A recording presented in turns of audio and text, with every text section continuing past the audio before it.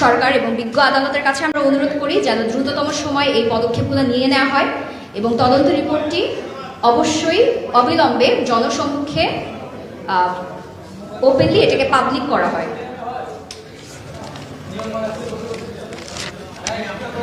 তদন্ত কমিশন গতকালকে বিডিআর হত্যাকাণ্ডে দোষী সাব্যস্ত জওয়ানদের জড়িত হওয়ার সন্দেহাতীত প্রমাণ পেয়েছেন বলে জানান।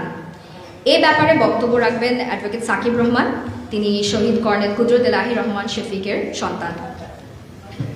এটা ছাড়া আমরা আজকে আরও একটি বিষয় নিয়ে কথা বলতে চাই। আমরা আপনাদেরকে যে ব্যাপারটা নিয়ে অবগত করতে চাই যে দেখেন, গত 1 বছর এর বেশি কিছু সময় বেশি সরকার পতনের পর থেকে আমরা যখন আমাদের শহীদ পরিবারের যে সদস্যরা, আমরা যারা বাবা হারিয়েছি, স্বামী হারিয়েছি, ভাই হারিয়েছি, মা হারিয়েছি, আমরা কিন্তু সঠিক বিচার চাইতে যাওয়ার সময় চূড়ান্ত রকমের হয়রানির শিকার হই। এটা নিয়ে আমরা এর আগে কখনো এখানে কথা বলিনি।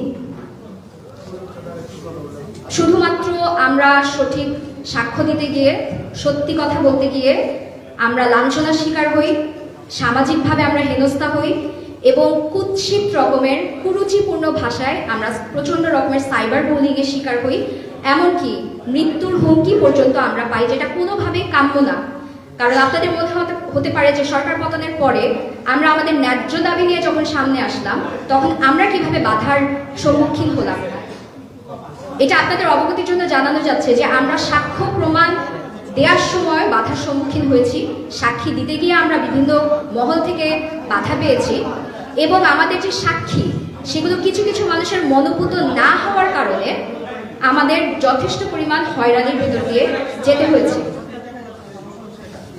এতদিন ধরে আমরা ভদ্রতার খাতিরে ধৈর্য ধরে প্রচণ্ড নিদারুণ কষ্ট সহ্য করেও কিন্তু আমরা এই ব্যাপারগুলো নিয়ে মুখ খুলিনি, কিন্তু আমরা এখন প্রচণ্ড নিরাপত্তাহীন বোধ করছি। এবং এই ব্যাপারে আরও একটু বিস্তারিত বলবেন শহীদ কর্নেল মুজিবুল হকের সন্তান মুহিব হক এবং শহীদ কেন্দ্রীয় সুবেদার মেজর নুরুল ইসলামের সন্তান আশরাফুল আলম হান্নান। এবং এরপরে পরিশেষে বক্তব্য রাখবেন শহীদ মেজর মোসাদ্দেকের সন্তান কাজী নাজিয়া তাবাসসুম এবং তারপরে বক্তব্য রাখবেন শহীদ মেজর জেনারেল শাকিল আহমেদের সন্তান রাকিন আহমেদ।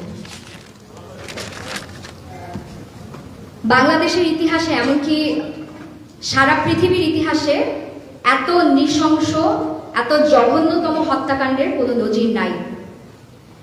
বিডিআর হত্যাকাণ্ড আমাদের